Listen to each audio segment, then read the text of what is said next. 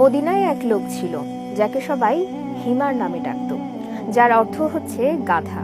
কিন্তু ওই লোক আল্লাহ ও রাসূল সাল্লাল্লাহু আলাইহি ওয়াসাল্লামকে এতটাই ভালোবাসতেন যে স্বয়ং নবীজি তার সম্পর্কে ঘোষণা দিয়েছেন। বিস্তারিত থাকছে সৈয়দ নওশাদের ডেস্ক রিপোর্টে। আব্দুল্লাহ ইবনে নুয়াইমান, কখনো তাকে বাবার পরিচয়ে নুয়াইমান আনসারিও বলা হতো। তার সঙ্গে মহানবী সাল্লাল্লাহু আলাইহি ওয়াসাল্লামের সম্পর্ক ছিল হাস্যরসের। সে প্রায়ই নবীজির জন্য সুস্বাদু খাবার উপহার আনত।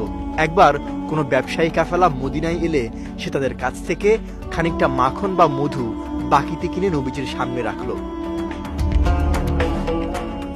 পরে বিক্রেতা অর্থ দাবি করলে আব্দুল্লাহ তাকে নিয়ে রাসূল সাল্লাল্লাহু আলাইহি ওয়াসাল্লামের কাছে এলো, বলল, এগুলোর দাম এই লোকটাকে দিয়ে দিন। নবীজি বললেন, তুমি এসব আমাকে উপহার হিসেবে দাওনি? আব্দুল্লাহ বললেন, হ্যাঁ আল্লাহ রসুল, আমি চেয়েছিলাম আপনি খান, কিন্তু দাম দেওয়ার সামর্থ্য আমার নেই। তখন দুজনেই হেসে দিলেন এবং প্রিয় নবী নিজেই ব্যবসায়ীকে খাবারের দাম পরিশোধ করলেন। আব্দুল্লাহ মদ্যপ ছিলেন। মাঝে মধ্যে তিনি এমন মাতাল হয়ে যেতেন যে তাকে রাস্তায় দুলতে দেখে নবীজি সাল্লাল্লাহু আলাইহি ওয়াসাল্লামের কাছে ধরে আনা হতো। প্রতিবার নবীজি নির্ধারিত শাস্তি কার্যকর করার জন্য নির্দেশ দিতেন। আবু হুরায়রা রাদিয়াল্লাহু তাআলা আনহু বলেন, আমাদের কেউ তাকে হাত দিয়ে মারছিল, কেউ জুতা দিয়ে, আবার কেউ কাপড় দিয়ে। মার শেষ হলে যখন সে চলে যাচ্ছিল তখন আমাদের একজন বলল, তার কি হয়েছে? আল্লাহ তাকে লাঞ্ছিত করুন।